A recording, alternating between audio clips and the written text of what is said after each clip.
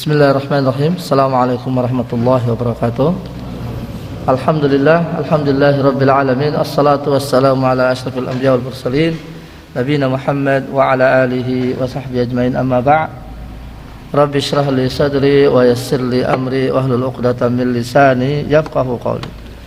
A'zal mustami'in, ahlan wa sahlan wa marhaban bikum mujaddada ma'a hadzal barnamij ma'a Kitabil Janaiz.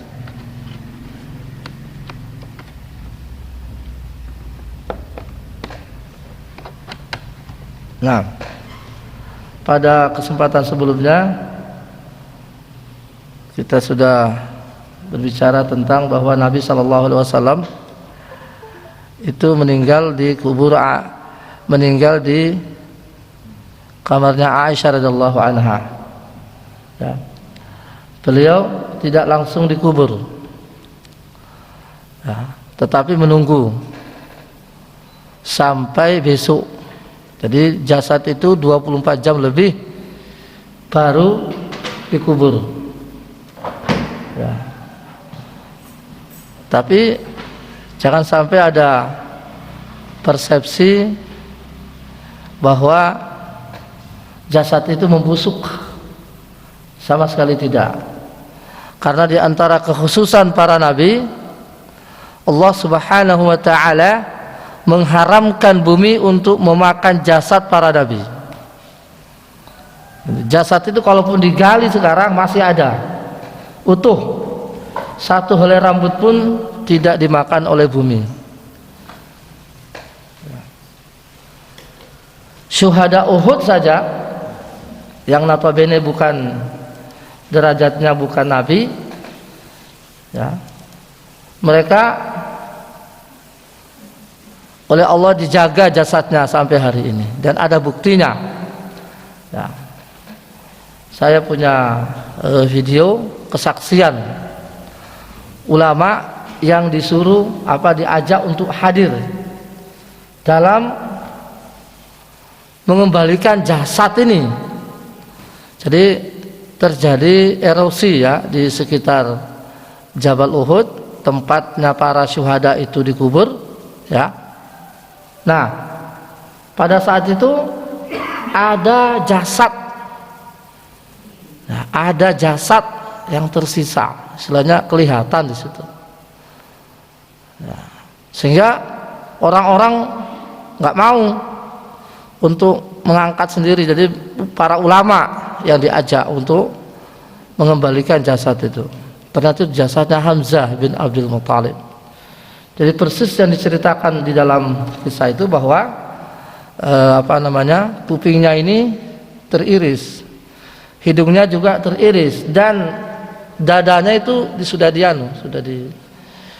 seperti dalam sejarah itu kan dada beliau dilobangi oleh Hindun, ya, Hindun binti Abi binti Utbah, ya, istrinya Abu Sufyan. Tapi jangan lupa Hindun ini nanti masuk Islam, ya, Hindun ini nanti masuk Islam, Hindun nanti masuk Islam, ya. Ya, kalau sudah masuk Islam berarti ya semuanya menjadi dosa sebelumnya menjadi terhapus, ya. Bahkan jangan lupa dalam perang Uhud ini salah satu panglima besar kaum Quraisy, Khalid bin Walid, yang bisa disebut-sebut sebagai orang yang paling, ya, kalau bisa disebut orang yang paling berjasa dalam memenangkan Quraisy, itu masuk Islam nanti. Khalid bin Walid dalam perang Uhud itu bahkan disebut sebagai Saifun min Suyufillah, ya, pedang Allah yang terhunus itu Khalid bin Walid. Ya, para sejarah mengatakan si Khalid bin Walid ini radhiyallahu anhu tidak pernah kalah dalam perang kalau dia memimpin sampai belum meninggal, baik waktu jahiliyah maupun waktu Islam. Ya, Khalid bin Walid radhiyallahu anhu, subhanallah, ini manusia yang paling, ya.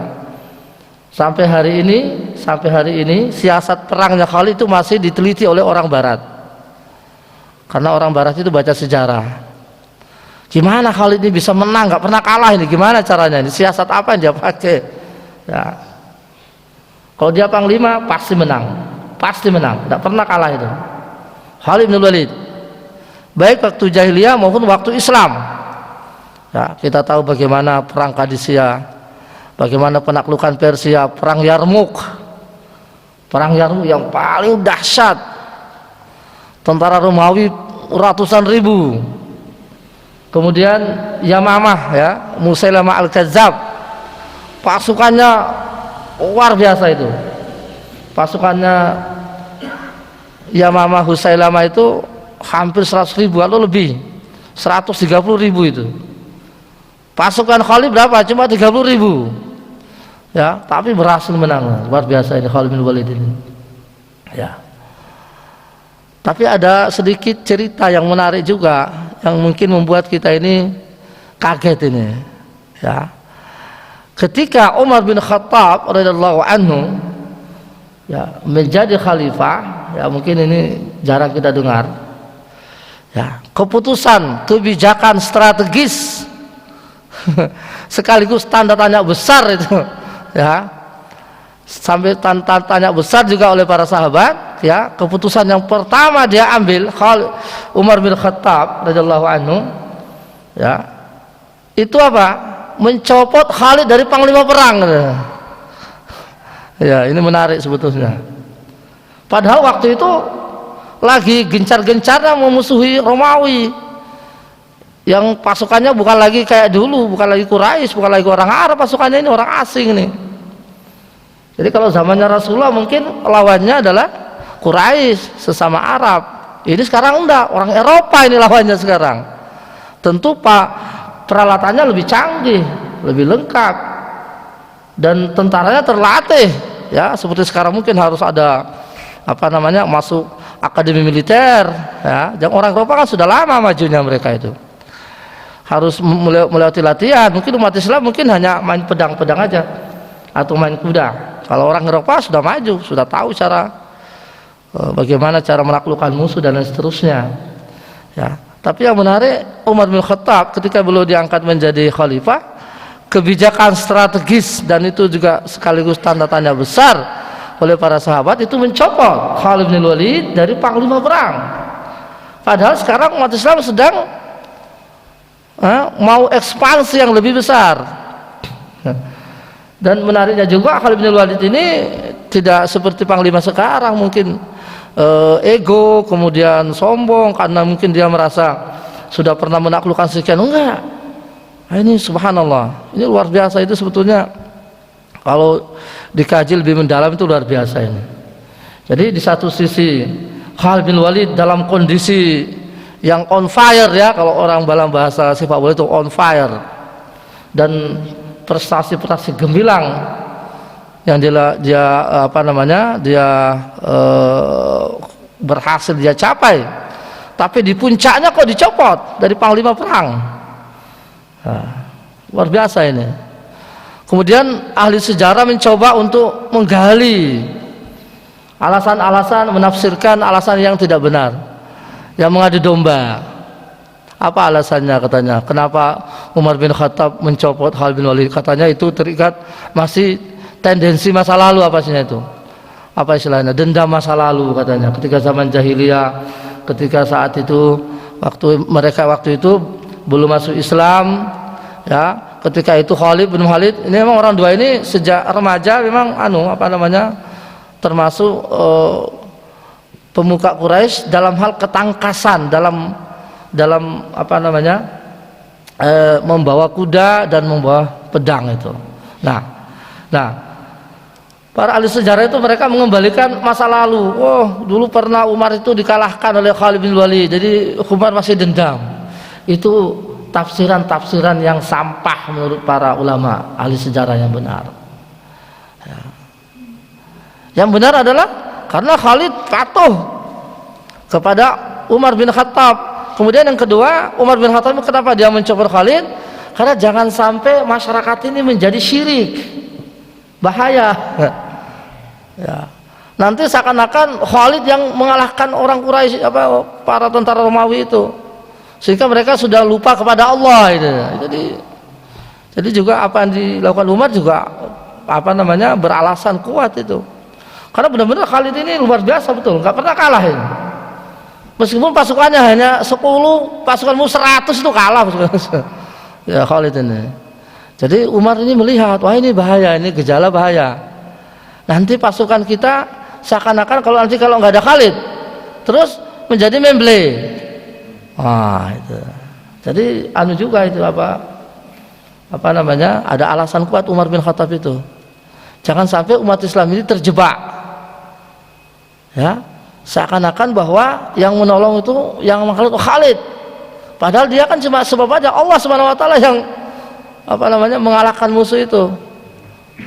Itu dia. Jadi alasannya kuat sekali.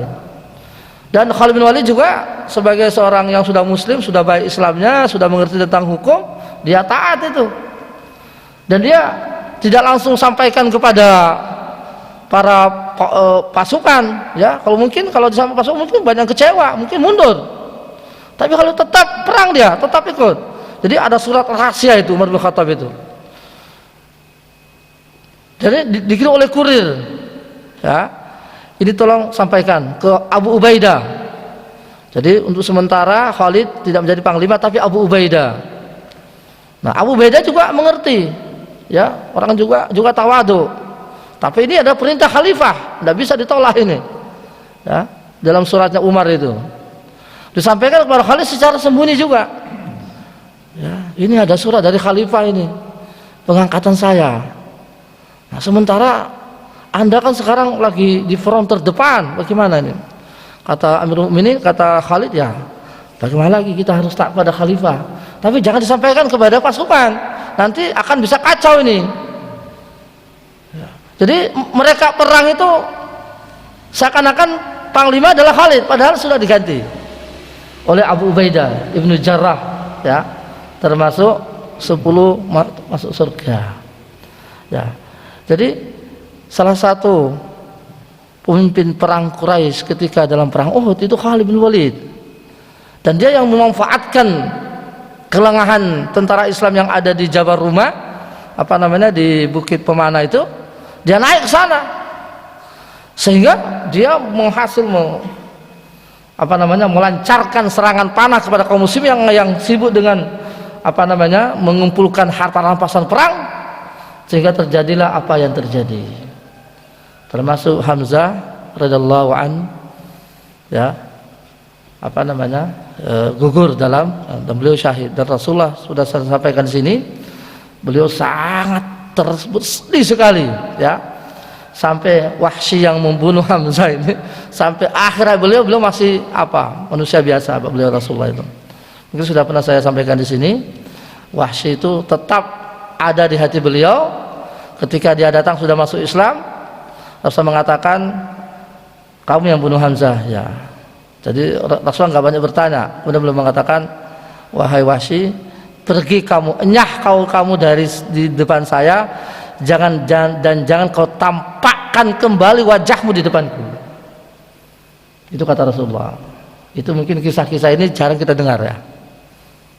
Rasulullah itu sebagai seorang apa namanya rahim, ya, rahmah, pemaaf, tapi di satu sisi dia manusia biasa, ya. Hamzah ini luar biasa meninggalnya ini, dan pelakunya ini luar biasa. Apa namanya di hati beliau itu bagaimana. Jadi beliau juga seorang manusia. Di sini sisi kemanusiaannya beliau. Jadi seseorang kalau saudaranya orang dicintai meninggal, dendam pasti, itu manusiawi. Misalnya panjenengan ada yang bunuh paman panjenengan yang sangat dicintai, nah, jenengan berhak untuk marah, berhak untuk dendam, berhak untuk dendam. Rasulullah aja ini, padahal Wahsy sudah masuk Islam tuh. Rasul mengatakan, pergi kau dariku dan jangan kau tampakkan wajahmu di depanku lagi. Tentu Wahsy, ya, ini ungkapan ini kan berat sekali, apalagi sahabat dengar itu, sahabat dengar semua. Nah, Wahsy itu. Ya, kemudian setelah Rasulullah meninggal, kemudian dia ikut perang, ya, melawan Yamamah ini, tentara Musailamah. dan dia berhasil membunuh siapa? Al-Kazzab itu. Jadi yang bunuh Al-Kazzab itu adalah Wahsy. Sampai dia mengatakan qataltu afdala rajulin fil Islam afdalan nasi fil jahiliyah wa qataltu syarran nasi fil Islam. Itu kata Wahsy. Ungkapan yang luar biasa. Dia kata saya berhasil membunuh di antara manusia yang paling baik pada zaman aku jahiliyah, dan saya berhasil membunuh manusia yang paling buruk ketika saya sudah masuk Islam. Jadi dia membidik Musailamah seperti dia membidik Hamzah bin Abdul Muttalib. Hanya pelonglah Wahsy. Ya. Jadi seakan-akan ucapan Rasulullah itu yang mengatakan enyah kau dariku dan jangan kau tampakkan wajahmu di depanku lagi, itu seakan sudah terhapus ketika dia berhasil membunuh Al-Musailamah Al-Kazzab. Itu Wahsy, ya, karena dia tanya kepada Abu Bakar, wahai Amirul Mukminin, engkau akan tahu bagaimana Rasulullah, ya, waktu saya dipanggil dan dia mengatakan saya seakan-akan diusir oleh Rasulullah dan saya nggak boleh tampakkan wajah saya di depannya. Tentu kalau seandainya engkau yang mengalami itu, bagaimana perasaanmu coba? Rasul yang mengatakan itu, bagaimana perasaanmu? Wahsy mengatakan seandainya saya ikut perang, apakah dosa saya membunuh Hamzah ini juga akan terhapus? Ya, kata Abu Bakar, yuk, monggo, marhaba. Ya pasti, kalau kamu ikut perang ya dan berjihad, insya Allah dosamu membunuh Hamzah akan terhapus. Itulah dia memberi semangat Wahsy itu ikut perang, ya, melawan tentara Musailamah yang jumlahnya jauh lebih besar itu. Dan alhamdulillah dengan izin Allah Subhanahu wa taala, kemudian kecerdasan Khalid bin Walid dalam memimpin panglima, memimpin pasukan, tentara kaum muslimin berhasil, ya, melumpuhkan tentara Musailamah yang jumlahnya jauh lebih besar, ya, dan Musailamah tewas dalam kejadian itu. Tapi umat Islam juga ada sedikit kerugian karena banyak para hufazul Quran ikut termasuk yang gugur, ya, syahid di dalam pertempuran melawan tentara Musailamah, dan itu jumlahnya banyak, ya, di mana Umar bin Khattab radhiyallahu anhu mengusulkan kepada Abu Bakar supaya segera dikumpulkan naskah Quran ini karena para hufaznya itu sudah meninggal. Nah, sampai-sampai Abu Bakar awalnya menolak, ya, karena ini perbuatan belum pernah dikerjakan oleh Nabi. Tapi Umar ngotot, wah ini bukan bid'ah, ini wasilah, ini bukan bid'ah. Mengumpulkan Quran itu bukan bid'ah, bukan. Karena bukan agama, bukan bagian dari ibadah secara secara langsung. Itu adalah wasilah untuk supaya Quran ini terjaga. Nah, akhirnya Abu Bakar Siddiq radhiyallahu anhu memanggil Zaid bin Sabit untuk mengumpulkan naskah Al-Quran. Jadi dari kulit dan sebagainya, sehingga sampai hari ini masih terjaga, alhamdulillah. Ya, karena para hufazul Quran itu telah gugur di medan perang melawan tentara Musailamah Al-Kazzab, ya. Bapak Ibu dirahmati Allah Subhanahu wa taala, selanjutnya kita masuk pada hadis an Abi Hurairah radhiyallahu anhu an-Nabi sallallahu alaihi wasallam qala nafsul mu'mini mu'allaqatun bidainihi hatta yuqda anhu, rawahu Ahmad wa Tirmizi wa hasanahu. Ruhnya orang mukmin itu, kata Rasulullah, masih tergantung utangnya sampai dia ditunaikan, sampai dia dibayar. Nah, ini masalah utang piutang ini, ya. Jadi jangan sampai almarhum itu meninggalkan seperti utang, ya, maka segeralah dibayarkan. Ruhnya itu belum, kalau dia misalnya orang baik, ya masih menggantung, belum bisa merasakan nikmatnya, nikmat kubur, nikmatnya alam barzakh, sampai utangnya itu dibayarkan. Maka alangkah indahnya, ya, ketika setelah meninggal atau sebelum dikubur itu ada perwakilan dari keluarga, bahwa jika ada yang punya hak, ya, materi, ya, misalnya utang atau piutang, ya, kepada si mayit, ya, segera menghubungi ahli waris. Ini penting sekali, karena di hadis-hadis yang berikutnya ini ada. Jadi Rasulullah SAW itu pernah mau mensolati seseorang, ya. Tapi Rasulullah nanya, ada nggak dia punya utang nggak ini? Punya. Ada Rasulullah enggan mensolati. Mohon maaf kata Rasulullah. Mohon maaf saya nggak mau mensolati. Sampai ada yang mengklaim, sampai ada yang menjamin utangnya almarhum ini. Ya, kemudian ada seorang sahabat mengatakan, saya Rasulullah. Ya. Baru nanti Rasulullah mensolati. Jadi masalah utang piutang ini tidak gampang. Bahkan dalam hadis yang lain juga Rasulullah mengatakan semua dosanya para syuhada itu terhapus kecuali utang. Ya, dosanya para syuhada itu akan langsung. Jadi dosanya para syuhada akan terhapus dengan sendirinya karena syahid, kecuali utang. Nah, utang tidak bisa. Nah, jadi harus dibayar. Jadi hadis ini menunjukkan betapa masalah utang harus betul-betul diperhatikan. Ya, makanya Abu Bakar mengatakan, antum taqra'una fil ayah, ya, taqdimul wasiyah ala dain, kan ada ayatnya itu, min ba'di wasiyatin yusina biha au dain, min ba'di wasiyatin yusina biha au dain. Di situ ayatnya menunjukkan setelah diselesaikan wasiat baru utang. Jadi Allah mengatakan wasiat baru utang. Nah, setelah beberapa setelah Abu Bakar radhiyallahu anhu menjadi khalifah, beliau meluruskan, artinya pemahaman, bukan meluruskan ayat, bukan, meluruskan pemahaman. Ya, beliau kata, wahai kaum muslimin, kalian baca di ayat itu Allah mendahulukan wasiat daripada utang, tapi Rasul mengajari kami bahwa utang dulu baru wasiat. Itu maksudnya. Jadi kalau ada yang meninggal punya wasiat, punya utang, malah didahulukan ya utang, karena utang itu wajib. Jadi derajatnya itu lebih utama daripada wasiat. Kalau wasiat boleh dibatalkan. Misalnya semua warisannya habis untuk utang, wasiatnya nggak ada, ya sudah, dengan sendirinya wasiatnya hilang gitu. Misalnya si fulan ini punya rekening, misalnya, mohon maaf, 100 juta misalnya, punya rekening 100 juta misalnya, ini dia berwasiat supaya 50% untuk yatim piatu misalnya, 50% berarti 50, tapi dia punya utang berapa?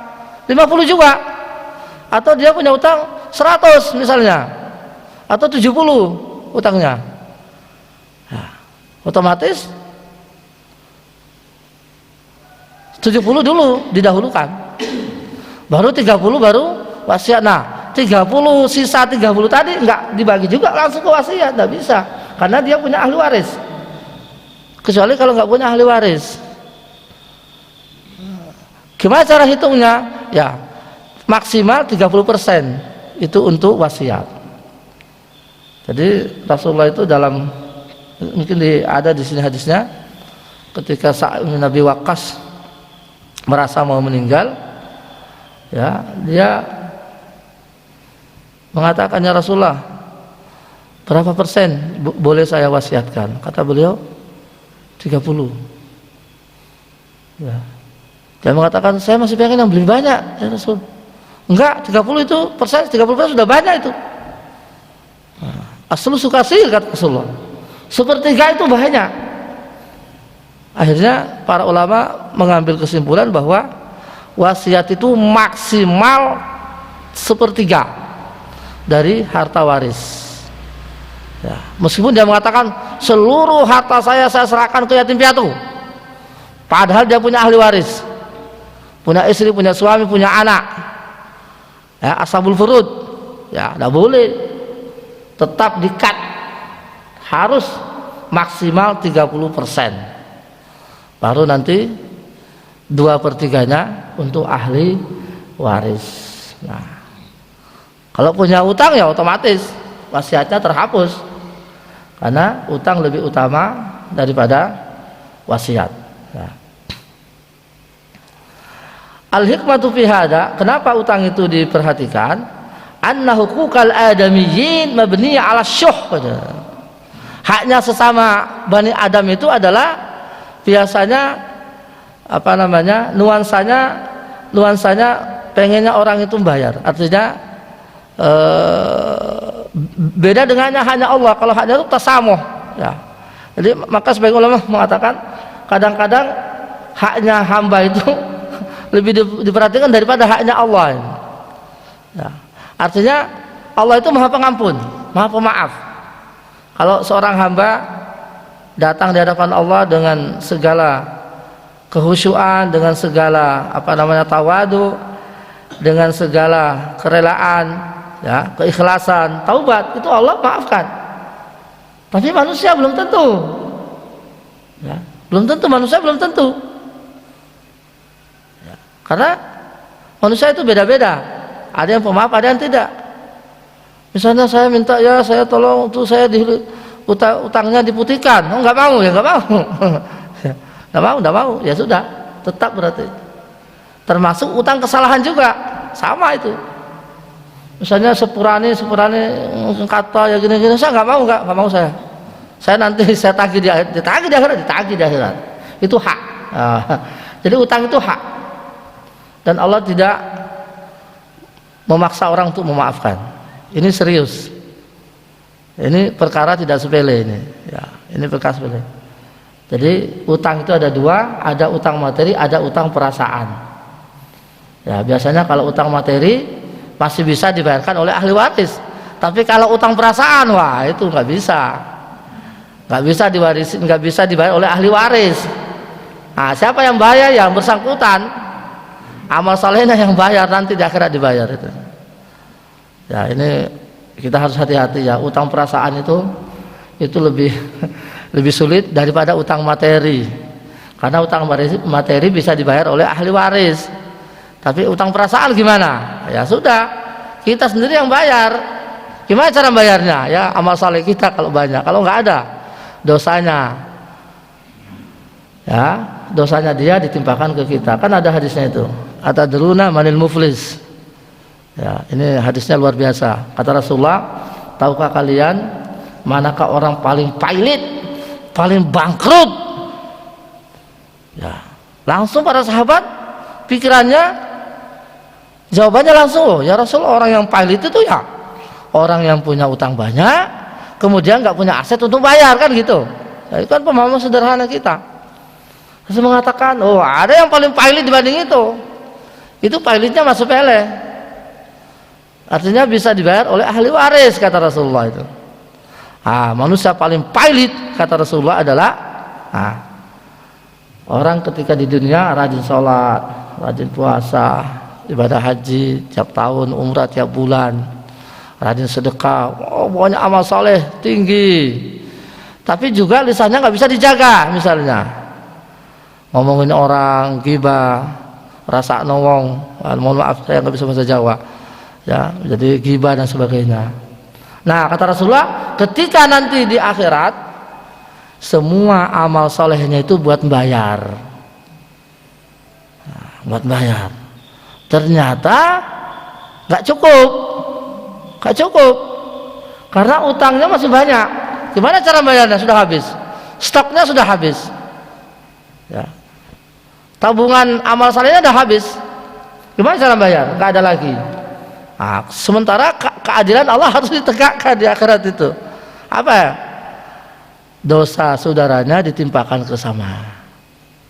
Yang asalnya ketika di dunia taruh dia surplus, ya, dia surplus, istilahnya surplus amal saleh ketika sebelum meninggal, ternyata di pengadilan akhirat membayar menjadi defisit atau minus. Inilah manusia paling bangkrut, kata Rasulullah SAW. Maka Rasulullah mengatakan, mangkana li akhihi mazlama fal yuhallilhu qabla ayat yaumun la yanfa'u fihi malun wala banun. Barang siapa yang punya kezaliman, kesalahan kepada sesama, segeralah ya kalau bahasa Jawa jaluk sepur. Ya. Sebelum datang hari di mana tidak ada lagi manfaatnya dinar dan dirham. Yang bekerja, yang bisa membayar adalah amal saleh. Jadi ini hadisnya berkaitan dengan utang, tapi saya tambahkan tadi utang itu ada dua, ada utang materi dan juga ada utang perasaan. Ya. Nah, kalau dalam Islam ini, kalau ada orang, ini hukum Islam bukan hukum kita. Kalau ada orang Islam yang punya utang, meninggal, dia nggak punya aset, itu negara yang membayarkan. Kalau dulu Rasulullah dari Baitul Mal. Rasulullah yang bayarkan. Nah, kalau negara kita enggak, kita sendiri jadi ahli warisnya yang bayar. Ya.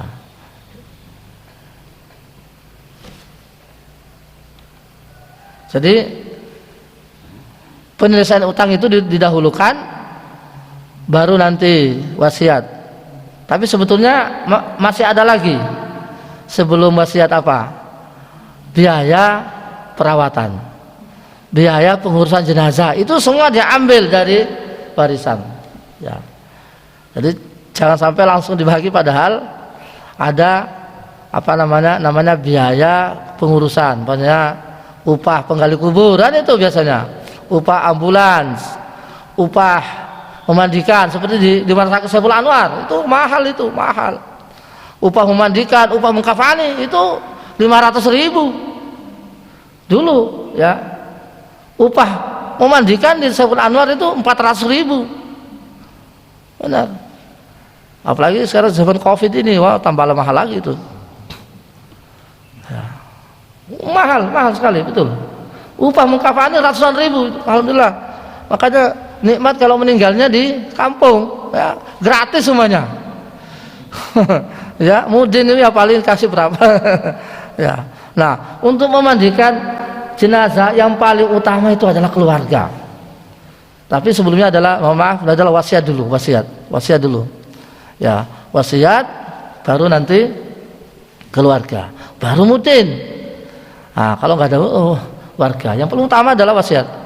Kalau nggak ada wasiat berarti otomatis ahli warisnya, keluarganya. Jadi seperti Nabi SAW yang memandikan beliau siapa? Memandikan itu Ali bin Abi Thalib. Abbas yang memandikan beliau itu, pamannya dan sepupunya, keluarga. Ya, mudin itu tidak boleh langsung mudin langsung, Kak. Keluarganya, ahli warisnya yang berhak itu. Kalau nggak ada wasiat, ya. Kalau ada wasiat ya wasiatnya, ya. Wasiatnya yang lebih utama untuk memandikan jenazah ini, ya. Karena itu adalah wasiatnya dari mayit. Nah, jadi yang menarik itu Rasulullah meninggal itu semuanya manusia serba. Para sahabat itu tidak ada yang tahu.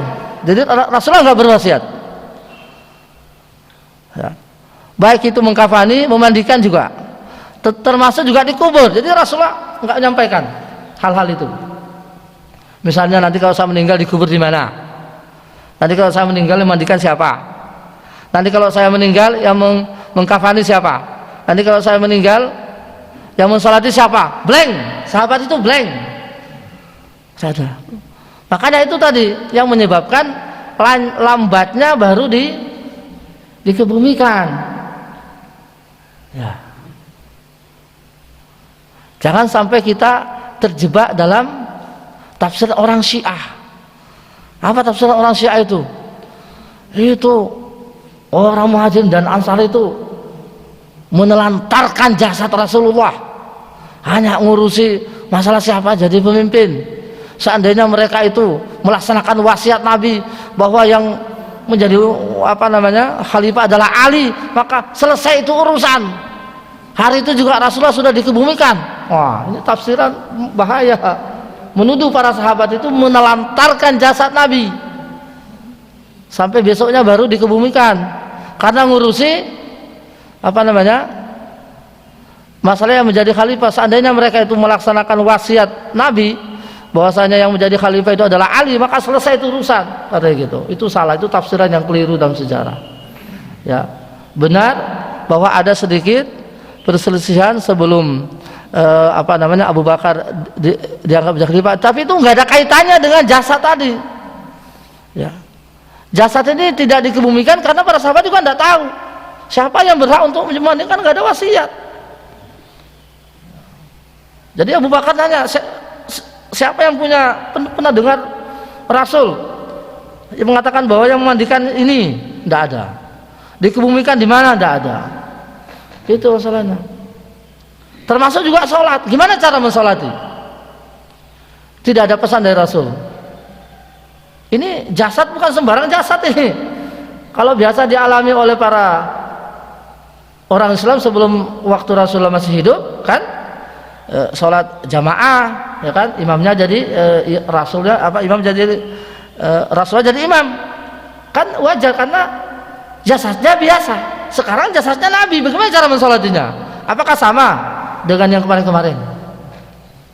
Itu para sahabat Nabi berselisih. Sehingga saya baca dalam sejarah itu, tata cara mensolati jasad Nabi itu satu orang. Itu buat lama. Itu yang menjadikan lama itu. Jadi ditunggu sampai seluruh kaum muslimin sudah mensolati Nabi per orang, bukan jamaah. Itu. Maka jasad ini dikebumikan besoknya, besok malam. Meninggal hari Senin, dikebumikan malam Rabu besoknya. Kalau bisa dihitung berapa jam itu? Taruhlah meninggal beliau jam 8 atau jam 9. Ya, dikebumikan besok jam 10 malam. Jadi 24 jam lebih.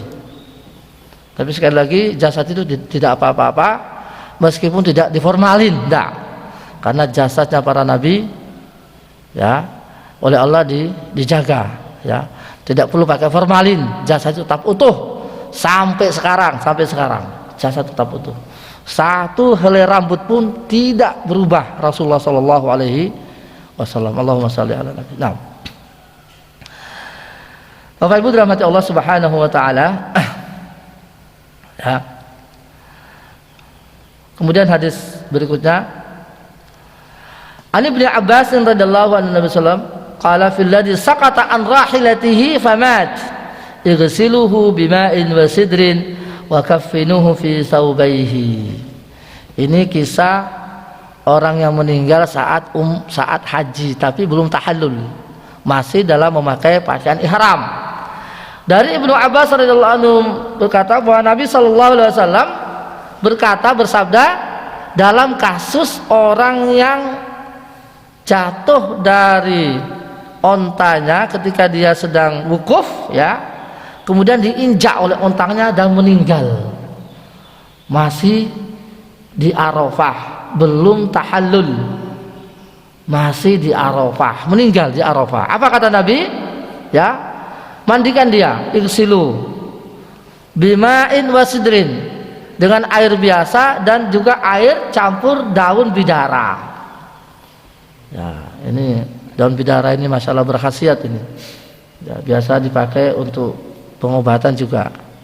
Ya, daun bidara banyak di Lamongan, banyak di Bangkalan, banyak di NTB. Ya, di Malang saya pernah lihat, ada tapi diimpor. Ya, daun bidara. Ya, di mana saya pernah lihat itu. Jadi daunnya itu diambil kemudian dicampurkan ke air, itu sebagai siraman kedua sebelum dicampur dengan kapur barus. Ya. Tapi si jasad mayit ini enggak pakai kapur barus karena dia muhrim, sedang dalam ibadah haji, maka tidak boleh dikasih wangi-wangian karena kita tahu bahwa orang yang sedang ihram enggak boleh pakai wangi-wangian itu. Maka diganti dengan daun bidara itu. Daun bidara kan bukan wangi-wangian. Dan tetap dikafani, tetapi dikafaninya dengan dua ihramnya tadi, atas bawah, jadi tidak perlu ditambahi. Dalam riwayat yang lain ya, bahwasanya orang yang muhrim tadi kepalanya terbuka ketika dibungkus, jadi dibungkus dengan apa adanya, dengan kain ihramnya, kepala terbuka, karena orang yang meninggal dalam keadaan muhrim, dalam keadaan ihram beribadah haji, ketika dibangkitkan dalam keadaan talbiyah, labbaik Allahumma labbaik, labbaik la syarik, itu termasuk berita gembira ya. meninggal ketika sedang ihram, belum tahallul, belum tahallul ya.